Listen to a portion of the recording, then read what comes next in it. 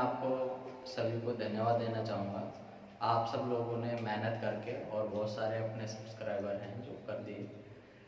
इन सब की ज़रूरत नहीं होती है, पर आप सभी का धन्यवाद। आपने, मैं समझता हूँ, अपने ऐसे साथियों को जोड़ा होगा जिनके आप हितैषी हैं और वो शायद इस वीडियो को देख रहे होंगे, तो वो भी इस बात को जान रहे होंगे कि शायद उन सभी को इसका लाभ मिलेगा। देखिए, हम राजस्थान की जी के गणित, तर्क शक्ति, भारत की सामान्य ज्ञान, इन सभी की कक्षा ले चुके हैं।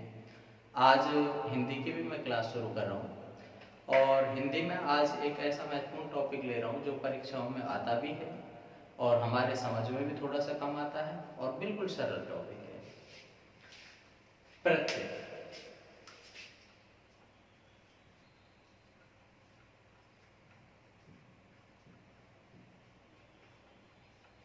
प्रत्यय प्रतीयते विधीयते इति प्रत्यय। प्रत्यय क्या है कि वे शब्दांश जो शब्द के पीछे जुड़कर अर्थ में विशेषता या परिवर्तन लाते हैं, प्रत्यय कहलाते हैं।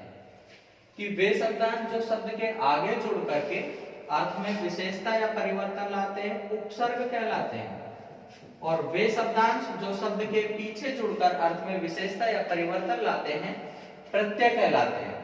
तो आज हम प्रत्ययों के बारे में पढ़ेंगे। प्रत्यय के संदर्भ में देखिए, पहली बात है, दो भेद बताए हैं। हिंदी में हमारे दो भेद हैं, संस्कृत में भेद तीन है इसके। एक तो होता है कृदंत प्रत्यय, कृदंत प्रत्यय। दूसरा होता है तद्धित प्रत्यय।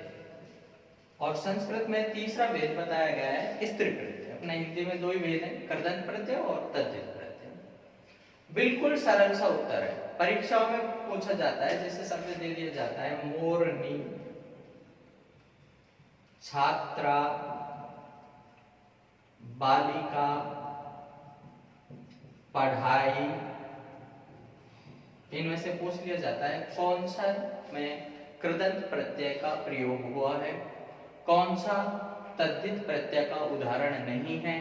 बिल्कुल सरल सा प्रश्न है, बिल्कुल सरल सा ही उत्तर है इसका, पढ़ाई। क्यों? वे प्रत्यय जो धातु के पीछे जुड़ते हैं कृदंत प्रत्यय कहलाते हैं। वे प्रत्यय जो धातु के पीछे जुड़ते हैं। धातु क्या होती है एक बार समझ लें। धातु होता है क्रिया का मूल रूप। क्रिया हम जानते हैं जिस सबसे किसी कार्य का होना या करना पाया जाता है, क्रिया कहते हैं। खाता है, पीता है, रोता है, आता है, जाता है, पढ़ता है, पढ़ती है, पढ़ेंगे, पढ़ लिए, पढ़ चुके, पढ़ा था, ये सब क्या है? क्रिया। क्रिया का मूल रूप क्या है? पढ़। पढ़, आ, जा, खा, पी, रो, धो, नहा, सो, ये सब क्या है? धातु है। और आता है, आती है, आएंगे, आ चुके, आ लिए, आए थे, ये सब क्या है? क्रिया। तो जो प्रत्यय धातु के पीछे जुड़ते हैं उनको कहा जाता है कृदंत प्रत्यय। क्या कहते हैं उनको? कृदंत प्रत्यय। धातु अभी मैंने बताई क्रिया का मूल रूप क्या होती है? धातु। जैसे देखिए, पढ़ता है, पढ़ती है, पढ़ते हैं, पढ़ चुके, पढ़ लिए, पढ़े थे, इन सबको तो कहा जाएगा क्रिया। और क्रिया का मूल रूप पढ़, ये क्या है? धातु। लिख, हंस, आ, जा, रो, दो, खा, पी, नहा, सो, ये सब क्या है? धातु। तो क्रिया का मूल रूप क्या कहलाता है? धातु। और जो प्रत्यय धातु के पीछे जुड़ते हैं वो क्या कहलाते हैं? कृदंत प्रत्यय। जैसे पढ़ाई है, किसके पीछे जुड़ा है? पढ़ के, धातु के पीछे जुड़ा है, क्या कहलाएगा? कृदंत प्रत्यय। लिख से बन गया लिखाई, कैसा है? कृदंत प्रत्यय। ठीक है। चढ़ना से बन गया चढ़ाई, कैसा प्रत्यय हुआ? कृदंत प्रत्यय हुआ। बालिका, बालक के इका प्रत्यय जुड़ करके बना है बालिका। बालक क्या है? संज्ञा शब्द है, संज्ञा के पीछे जुड़ा है, इसका मतलब कैसा प्रत्यय? तद्धित प्रत्यय। छात्रा, छात्र के अप्रत्यय जुड़ करके बना छात्रा, किसके जुड़ा है? संज्ञा के पीछे जुड़ा है। मोरनी, किसके पीछे जुड़ा है? संज्ञा के पीछे जुड़ा है। मोर शब्द संज्ञा है, संज्ञा के नी प्रत्यय जुड़ करके बना है, कैसा प्रत्यय कहलाएगा?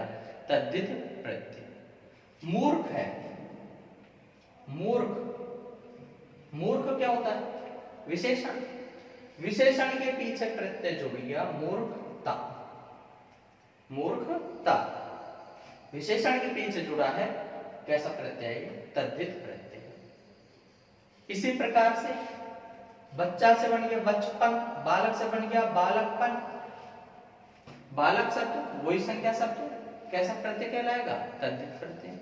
अपना शब्द है अपनापन, अपनापन, चाचा के एरा प्रत्यय जुड़ करके बन गया चचेरा, संज्ञा शब्द थी। अपना क्या है? सर्वनाम शब्द है, सर्वनाम के प्रत्यय जुड़ा है, कैसा प्रत्यय कहलाएगा? तद्धित प्रत्यय। मतलब अब हम एक निष्कर्ष पर पहुंच चुके हैं कि जो प्रत्यय धातु के पीछे जुड़ते हैं वो क्या कहलाते हैं? कृदंत। बाकी किसी के पीछे जुड़ रहे हैं तो वो प्रत्यय कैसे हैं? तद्धित प्रत्यय। इसको सरल भाषा में याद रखने के लिए हम ऐसे भी कर सकते हैं कि कैफ और क्रिया, कैफ और कृदंत। जो क्रिया के पीछे जुड़ता है वो कृदंत। हालांकि ध्यान रखना क्रिया में और धातु में अंतर होता है। क्रिया तो धातु तो होती है क्रिया का मूल रूप, जबकि क्रिया होती है जिस शब्द से किसी कार्य का होना या करना पाया जाए। जैसे एक तो शब्द है पढ़ और एक पढ़ता है, पढ़ती है, तो ये तो है क्रिया और ये इसका मूल रूप है। लिख धातु है, लिखता है, लिखती है, क्या है? क्रिया। तो जो प्रत्यय धातु के पीछे जुड़ते हैं वो क्या कहलाता है? कृदंत। लेकिन आप ऐसे याद रख लेना कि धातु रहती किसका मूल रूप है? वो क्रिया का। तो क्रिया से याद रख लें कि जो प्रत्यय क्रिया के पीछे जुड़ते हैं वो कैसे हैं? कृदंत हैं। और क्रिया के अलावा जो जुड़ रहे हैं किसी के पीछे, संज्ञा के, सर्वनाम के, विशेषण के, तो वो कैसे हैं? तद्धित प्रत्यय। तो एक ही लाइन में याद रखने की बात है कि जो प्रत्यय धातु के पीछे जुड़ते हैं कैसे प्रत्यय हैं? कृदंत प्रत्यय हैं। और जो प्रत्यय संज्ञा, सर्वनाम, विशेषण आदि के पीछे जुड़ते हैं वो क्या है? तद्धित प्रत्यय। एक प्रश्न बिल्कुल सरल से ही परीक्षाओं में आता है। दूसरा, अब देखिए हम कुछ तद्धित प्रत्ययों की हम बात कर लें। तद्धित प्रत्यय प्रमुख रूप से एक तो है इक प्रत्यय, बहुत ही महत्वपूर्ण है। आपको पुनः बता रहा हूं, यदि किसी परीक्षा में 10 प्रश्न भी हिंदी के आते हैं और सामान्य हिंदी आती है, व्याकरण आती है, शब्द शुद्धि आती है, निश्चित रूप से आप देखना उनमें एक शब्द शुद्धियों में भी विकल्प के रूप में आपको तद्धित प्रत्यय के उदाहरण के रूप में मिल जाएगा। प्रश्न पूछा जाएगा शब्द शुद्धियों का, लेकिन वो संबंधित रहेगा तद्धित प्रत्यय से। और तद्धित प्रत्यय में भी कौन कौन से प्रत्यय से संबंधित? इक प्रत्यय और दूसरा है यह प्रत्यय। दोनों की एक जैसी ही बातें हैं, दोनों के अपन समझ लेंगे। इक प्रत्यय या यह प्रत्यय, जब किसी शब्द के इक या यह प्रत्यय जोड़ा जाता है तो उस शब्द में दो परिवर्तन होते हैं। आगे के स्वर को वृद्धि हो जाती है, शब्द का जो आगे का स्वर है उसको वृद्धि हो जाती है, और अंतिम स्वर है इसका लोप हो जाता है। पुनः बता रहा हूं, जब किसी शब्द के एक प्रत्यय या फिर यह प्रत्यय जोड़ा जाता है तो उस शब्द में दो परिवर्तन होते हैं, आगे के स्वर को वृद्धि और अंतिम स्वर का लोप। वृद्धि क्या होती है सब? वृद्धि क्या होती है? आगे स्वर यदि ए है या फिर आ है तो इसको वृद्धि होगी आ। यदि आगे स्वर ई है या बड़ी ई है या ए है या आई है तो इसको वृद्धि होगी आई।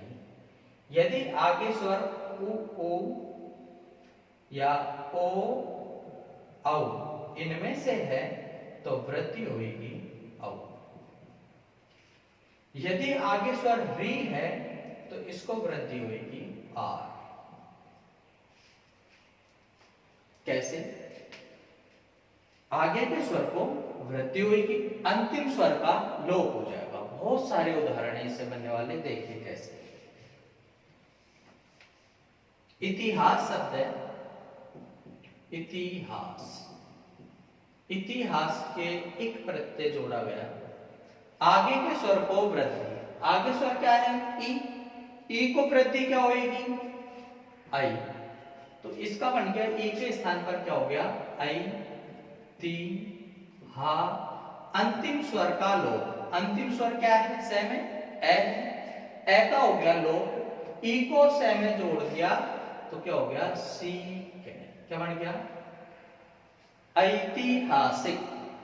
ऐतिहासिक नहीं बोलेंगे, ए है ये आई है, ये ए है ये आई है, आई है तो इसको आई उच्चारण करें, पर ऐतिहासिक।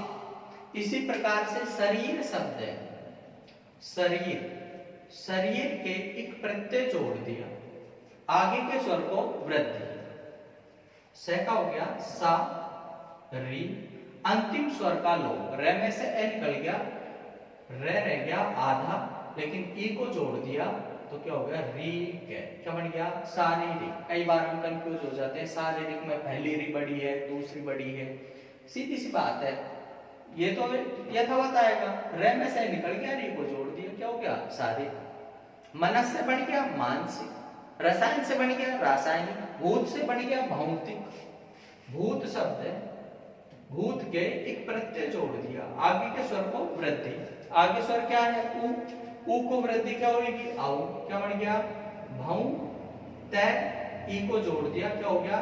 भौतिक। रसायन से रासायनिक, भूगोल से भूगोल, भूगोल के एक प्रत्यय जोड़ा, आगे के स्वर को वृद्धि, आगे स्वर क्या है? उ, उ को वृद्धि क्या होगी? आउ। क्या बन गया? भौ गो, अंतिम स्वर का लोप, ल में से ए निकल गया, ई को जोड़ दिया, क्या हो गया? ली के। क्या हो गया? भौगोलिक। प्रमाण शब्द है, प्रमाण, प्रमाण के एक प्रत्यय जोड़ दिया, आगे के स्वर को वृद्धि, आगे स्वर क्या है भाई? ए, ए को क्या हो जाएगी? वृद्धि, आ। क्या बन गया? प्रा मा, अंतिम स्वर का लोप, ई को जोड़ दिया, णी के। क्या बन गया? प्रामाणिक। परीक्षाओं में आया हुआ है, अशुद्धि के रूप में इसको दे दिया जाता है प्रमाणिक लिख करके, वास्तव में प्रमाणिक नहीं है, शब्द क्या बनेगा? प्रामाणिक। कंफ्यूज होने की कोई जरूरत नहीं है। एक दूसरा शब्द भी है, वो है प्रमाणित, सही शब्द है, इसमें कोई गलती नहीं है। प्रमाण मूल शब्द है, इत प्रत्यय जुड़ा है, इत प्रत्यय जुड़ेगा तो कोई वृद्धि नहीं होगी, वृद्धि कब होगी? जब इत प्रत्यय जुड़ेगा। तो इत प्रत्यय जुड़ करके बना है मूल शब्द प्रमाण है, तो प्रमाण भी अपनी जगह सही है, प्रमाणित भी सही है, प्रामाणिक भी सही है, लेकिन प्रमाणिक शब्द है वो गलत है, अशुद्ध है। बहुत सारे शब्द है। व्यवसाय, व्यवसाय, व्यवसाय के एक प्रत्यय जोड़ दिया, आगे के स्वर को वृद्धि, वह आधा है, इसमें तो कोई स्वर है ही नहीं, तो ये में ए है, ए को वृद्धि क्या हो जाएगी? आ। व्याव सा, अंतिम स्वर का लोप, ये में से ए निकल गया, ई को जोड़ दिया, क्या हो जाएगा? व्यावसायिक। इसी प्रकार से चमत्कार शब्द है, चमत्कार, चमत्कार के एक प्रत्यय जोड़ दिया, क्या बन जाएगा? चमत्कारिक। व्यवहार शब्द है, व्यवहार, व्यवहार के एक प्रत्यय जोड़ दिया, क्या बन जाएगा? व्यावहारिक। सप्ताह है शब्द है, एक जोड़ देंगे, क्या बन जाएगा? साप्ताहिक। संसार के एक जोड़ देंगे, सांसारिक। नीति के एक जोड़ देंगे, नैतिक। नीति शब्द है, एक प्रत्यय जोड़ दिया, न, ई का क्या हो गया? आई, इस स्वर का तो हो गया लोप, ई का, ये वाली जुड़ गई, बात एक ही हालांकि, पर ये अंतिम स्वर का लोप हुआ है तो पीछे वाली जुड़ी है, क्या हो गया? नैतिक। इसी प्रकार से एक प्रत्यय, एक बार स्क्रीनशॉट लेना चाहे ले लें। इसके बाद हम बात करते हैं ये प्रत्यय की।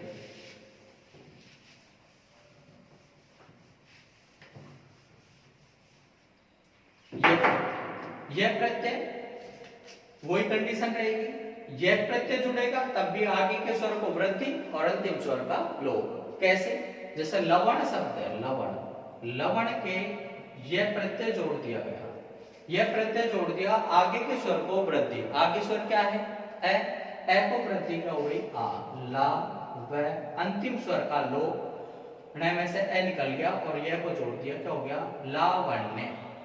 मधुर है, मधुर है, मधुर की ये प्रत्यय जोड़ दिया, आगे के स्वर को वृद्धि, क्या हो गया मा धू, अंतिम स्वर का लोप, रे आधा रह जाएगा, आधा रह जाएगा, ऊपर चला गया, क्या हो गया माधुर्य। सुंदर शब्द है, सुंदर, सुंदर के ये प्रत्यय जोड़ दिया, आगे के स्वर को वृद्धि, आगे स्वर क्या है उ, उ को वृद्धि क्या हो गई औ, सौ न दे, अंतिम स्वर का लोप, क्या हो गया सौंदर्य। अब दूसरी बात और है, शब्द शुद्धियों में भी इससे संबंधित प्रश्न आता है, सब दे दिए जाते हैं, शब्द एक तो दे दिया जाता है विकल्प में सुंदर, दूसरा दे दिया जाता है सुंदरता, तीसरा दे दिया जाता है सौंदर्य, चौथा दे दिया जाता है सौंदर्यता। प्रश्न पूछ लिया जाता है हिंदी वर्तनी की दृष्टि से इनमें से कौन सा अशुद्ध है, कौन सा अशुद्ध है भाई, 1 2 3 4, कौन सा है 4 नंबर।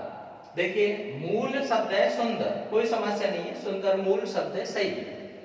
सुंदर के यदि ता प्रत्यय जोड़ा जाता है तो कोई परिवर्तन नहीं होगा, यथावत जुड़ गया, शब्द क्या बन गया सुंदरता। सुंदर के जब यह प्रत्यय जोड़ा जाएगा तो आगे के स्वर को वृद्धि और अंतिम स्वर का लोप हो जाएगा, तो शब्द बन गया सौंदर्य।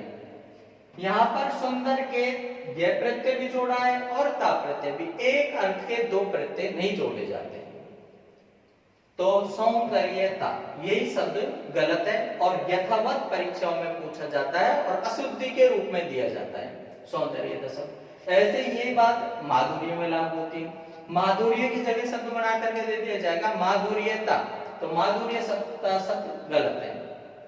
लावण्यता गलत है। सौजन्यता, सूजन मूल शब्द है, मूल शब्द क्या है सूजन, ये वाला गलत है, पर सूजन है, इसके ये प्रत्यय जोड़ दिया, सु मतलब अच्छे, जन मानी लोग, अच्छे लोगों के सहयोग से जो काम होता है क्या कहलाता है सौजन्य। तो यहाँ पर आगे के स्वर को वृद्धि, क्या हो गया सौजय, अंतिम स्वर का लोप, क्या बन गया सौजन्य, सौजन्य बना है सौजन्यता, यदि हमने शब्द कर दिया तो ये शब्द अशुद्ध हो जाएगा। और सबसे महत्वपूर्ण जो शब्द है यह प्रत्यय पर आधारित, जो ये मान लो कि आरपीएससी की लगभग तीसरी परीक्षाओं में पूछा गया है, आरपीएससी थर्ड ग्रेड 2007 में आया था, सेकंड ग्रेड में आया था, पटवारी की परीक्षा में आया था, मतलब मैं समझता हूँ हर 1-2 साल में कोई न कोई परीक्षा में रिपीट होता रहता है शब्द, वो है महात्म्य। महात्मा मूल शब्द है और महात्मा के ये प्रत्यय जोड़ दिया, यह प्रत्यय जोड़ दिया, आगे के स्वर को वृद्धि, आगे स्वर को वृद्धि क्या होगी मा हा ते, अंतिम स्वर का लोप, अंतिम स्वर का लोप कर दिया, मैं रह गया आधा, और ये शब्द क्या बनेगा महात्म्य। जो गलती मिलती है वो बता दो, गलती यही मिलेगी महात्म्य की जगह शब्द लिखा हुआ मिलेगा हमको महात्म्य, यही शब्द गलत है, महात्म्य नहीं होता है, क्या होता है महात्म्य। धीर शब्द है, धीर, धीर के ये प्रत्यय जोड़ दिए, क्या बन जाएगा पहले स्वर को वृद्धि, धैर्य, रे आधा रह गया धैर्य, क्या बन जाएगा धैर्य। तो ये इक और ये प्रत्यय पर आधारित परीक्षाओं में प्रश्न पूछे जाते हैं। पुनः बता रहा हूं, ये प्रश्न जो पूछे जाते हैं परीक्षाओं में, ये प्रत्ययों के संदर्भ में नहीं, ये दिए जाते हैं शब्द शुद्धियों में, शब्द शुद्धियों के विकल्पों के रूप में आपको ये मिलेंगे अधिकांशतः। प्रत्ययों में कब पूछे जाते हैं, शब्द दे दिया जाएगा सौंदर्यता, लावण्यता, माधुर्यता, ऐतिहासिक की जगह मिल जाएगा ऐतिहासिक, ऐतिहासिक, इच्छा की से बना हुआ है ऐच्छिक, तो ऐच्छिक की जगह दे दिया जाएगा सब ऐच्छिक बना करके, और पूछ लिया जाएगा इनमें कौन सा वर्तनी की दृष्टि से अशुद्ध है। तो इस बात को विशेषतः ध्यान दें, जो 4 विकल्प देखें उनमें सबसे पहले देखें एक और यह प्रत्यय पर आधारित तो नहीं है। इसके अलावा और हम बात करें प्रत्ययों की, तो देखिए 3 प्रत्यय और है, बहुत ही महत्वपूर्ण है तीनों प्रत्यय भी, जो मैं बता रहा हूं आपको। एक तो जय प्रत्यय, एक दय प्रत्यय और एक धी प्रत्यय। महत्वपूर्ण इसलिए अधिक हो जाते हैं ये न अपने प्रत्ययों के रूप में, बल्कि ये हमारे पर्यायवाचियों के रूप में भी काम में आएंगे। जैसा आप जानते हैं जल के पर्यायवाची हैं जल, नीर, अम्बु, वारी, पयः, जल के पर्यायवाची। जय प्रत्यय का अर्थ होता है, जय का मतलब होता है जन्म लेना। जैसे अनु के जय जोड़ देते हैं अनुज, अनुमानी होता है पीछे या बाद में, जिसका जन्म पीछे हुआ है या बाद में हुआ है क्या कहलाता है अनुज। अग्र के जोड़ दिया अग्रज, अग्र मानी पहले, जिसका जन्म पहले हुआ है क्या कहलाता है अग्रज। कई बार हम ये गलत सोच बैठते हैं अनुज मानी छोटा भाई होता है, अनुज मानी छोटा भाई नहीं होता, अर्थ तो है इसका जिसका जन्म पीछे हुआ है, पर बात यह है कि वो पीछे किसका होता है छोटे भाई का, इसलिए कह दिया जाता है। बाकी अनु का मतलब पीछे या बाद में होता है, छोटा अर्थ नहीं होता है। जैसे अपन कहते हैं भाई अन्वय, अन्वय का मतलब पीछे पीछे करना। अनु का मतलब सिर्फ क्या है छोटा नहीं होता है, अनु का अर्थ क्या होता है पीछे या बाद में। अनुज मतलब जिसका जन्म पीछे हुआ है। अग्रज, अब जैसे अग्र है, अग्रमानी बड़ा होता है क्या, अग्रमानी क्या होता है आगे, जिसका जन्म आगे हुआ है मतलब पहले हुआ है क्या कहलाएगा अग्रज। जल के जोड़ दिया जलज, नीर के जोड़ दिया नीरज, ठीक है। तो जय प्रत्यय किस अर्थ में आता है जन्म लेने के। जैसे हमने जोड़ दिया कहीं धनु के जोड़ दिया धनु, धनु नाम का कोई दानव पैदा हुआ था सृष्टि का पहला, तो उसके जय जोड़ दिया क्या हो गया धनुष, मतलब जिनकी उत्पत्ति धनु से हुई, राक्षस से हुई है। कौन है वो राक्षस धनुष। मनु से जो जन्मे हैं क्या कहलाते हैं मनुज। ये माना जाता है सृष्टि का पहला जो व्यक्ति था वो कौन था मनु था, और मनु से जिनकी उत्पत्ति हुई है कौन है मनुज, मतलब मनुष्य। तो जय प्रत्यय का मतलब क्या हुआ जन्म लेना। अब यहाँ पर बात दूसरी ये भी है साथ में कि यदि हम जल के पर्यायों के कुछ चुनिंदा रूप हैं जिनके जय जोड़ देंगे तो ये बन जाएंगे कमल के, कि जल में जन्म लेने वाला, जल में जन्म लेने वाला कौन होता है कमल। जैसे जल के जय जोड़ दिया क्या बन जाएगा जलज, नीर के जोड़ दिया नीरज, अंबु के जोड़ दिया अंबुज, वारी के जोड़ दिया वारिज। इस तरह से यदि हम जल के पर्यायवाची के द जोड़ देंगे, द का मतलब क्या होता है देने वाला, जल को देने वाला, जल को देने वाला कौन होता है बादल, बादल के पर्यायवाची बन जाएंगे। जल के द जोड़ दिया क्या बन गया जल द, नीर के जोड़ दिया नीर द, अंबु के जोड़ दिया अंबु द, वारी के जोड़ दिया वारी द, पय के जोड़ दिया विसर्ग का ओ हो जाएगा तो ये शब्द बन जाएगा पयो।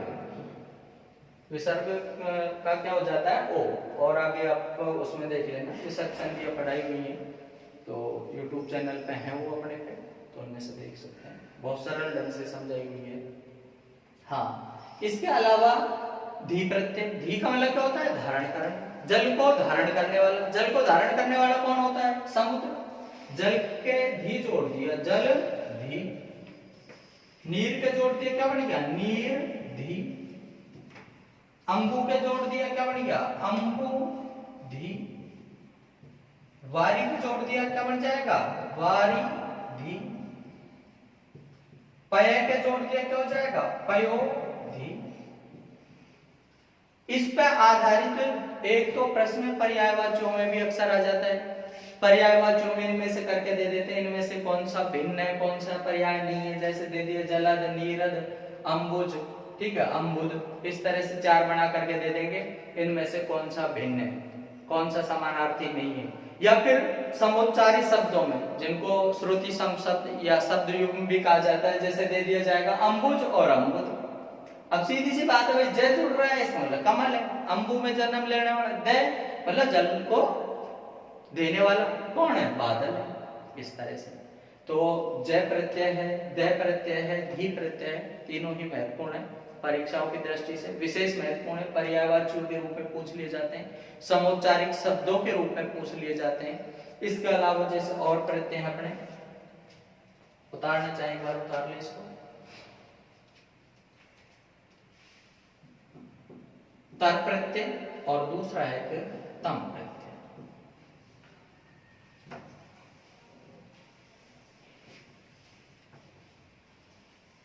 तर और तम संस्कृत के प्रत्यय हैं।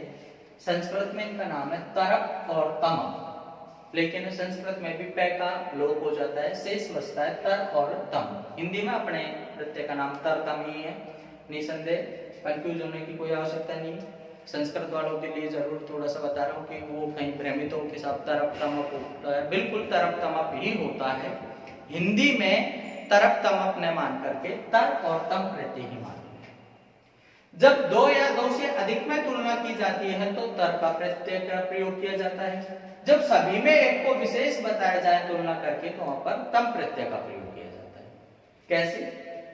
जैसे पटु शब्द है, पटु मानी होता है चतुर, पटु के तर प्रत्यय जोड़ दिया, क्या बन जाएगा? पटुतर। विशेषण की मूल अवस्था है ये पटु। विशेषण तीन प्रकार के होते हैं, मूल अवस्था होती है, मध्य अवस्था, उत्तम अवस्था। तो पटु मूल अवस्था है, तर प्रत्यय जोड़ने से क्या बन गया? पटुतर। और पटु के तम प्रत्यय जोड़ने से क्या बन जाएगा? पटुतम। पटुतम का मतलब क्या हुआ? सभी में चतुर। तर प्रत्यय जोड़ा तो दो से अधिक में, लेकिन तम प्रत्यय जुड़ने का मतलब क्या हो गया? सभी में। ऐसे जैसे लघु शब्द है, लघु, लघु के तर प्रत्यय जोड़ दिया, क्या बन जाएगा? लघु तर। लघु के तम प्रत्यय जोड़ दिया, क्या बन जाएगा? लघु तम। एक दूसरी बात और याद रखें, यहाँ भी शब्द शुद्धियों की दृष्टि से प्रश्न आया हुआ है। लघुतम है न कि लघुत्तम है, पटवारी में आया हुआ है। बात ध्यान रखें, मूल शब्द क्या होता है? लघु। लघु मतलब क्या होता है? छोटा। इसके हम तर प्रत्यय जोड़ रहे हैं, कोई समस्या नहीं, जोड़ दिया। लघु के जो के त्यों जुड़ गया, क्या हो गया? लघुत्तर, मतलब दो में छोटा। लघु के तम प्रत्यय जोड़ दिया, क्या हो गया? सबसे छोटा। और हम जो गणित में पढ़ते भी हैं एलसीएम एससीएम, तो वो ये लघुत्तम ही होता है, न कि लघुत्तम। दुर्भाग्य से हम उसका उच्चारण कर देते हैं लघुत्तम। लघुत्तम नहीं है शब्द, क्या है? लघुत्तम। एक और शब्द है लघुत्तर, लघुत्तर, ये भी सही है। ये पर शब्द दूसरा है। ये क्या है? लघु और उत्तर से बना हुआ शब्द है। एक तो शब्द है लघु, लघु मतलब छोटा, और उत्तर मतलब होता है आंसर। प्रश्न उत्तर जो अपन पढ़ते हैं प्रश्न उत्तर, तो वो उ और उ जुड़ करके यहाँ पर दीर्घ संधि हुई है और ये बड़ा उ बन गया, ये हो गया लघुत्तर। पर इसका अर्थ भी दूसरा है, सही है शब्द, पर इसका अर्थ है दो में एक छोटा उत्तर। लघु मतलब छोटा और उत्तर मतलब आंसर, छोटा उत्तर। इस लघुत्तर का मतलब क्या है? ये लघुत्तर शब्द है, इसका मतलब है दो में छोटा। इस लघुत्तम का मतलब क्या है? सबसे छोटा। अपन जो एलसीएम निकालते हैं, सबसे छोटा कॉमन फैक्टर होता है, तो उसका मतलब क्या हुआ? लघुत्तम, न कि लघुत्तम। तो ये लघुत्तम नहीं होता है, शब्द क्या है? वो लघुत्तम, तम प्रत्यय जुड़ा है। ऐसे ही आपने महत्तम पढ़ा होगा, महत प्लस तम से बना हुआ शब्द हो। इसको मैं डाल देता हूं।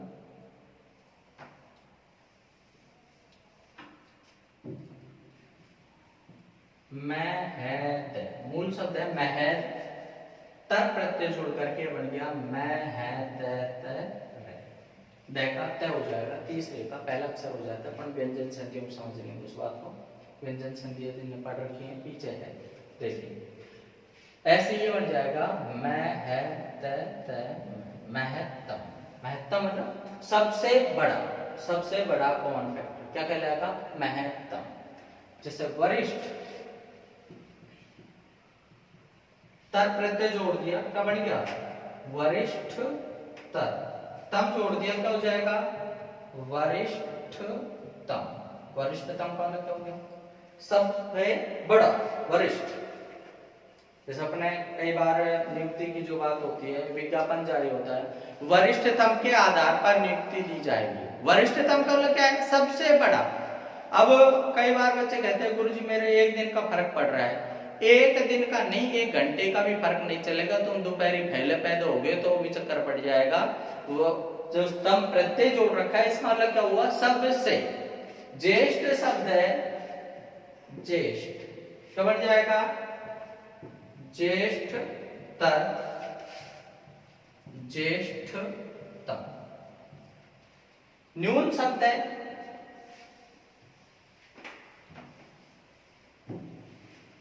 न्यून क्या हो जाएगा, न्यूनतर, न्यूनतम। अधिक शब्द है, अधिकतर, अधिकतम। सीधी सी बात है, जब किसी शब्द के तर प्रत्यय जुड़ेगा, जब 2 या 2 से अधिक में तुलना होगी तर प्रत्यय जुड़ेगा, जब सभी में एक को विशेष बताया जाएगा तो वहां पर तम प्रत्यय का प्रयोग होगा। अब ये कुछ प्रत्ययों के संदर्भ में आपको बताया था। अगली वीडियो में फिर अपन एक भाग लेंगे इसका। धन्यवाद, जय हिंद।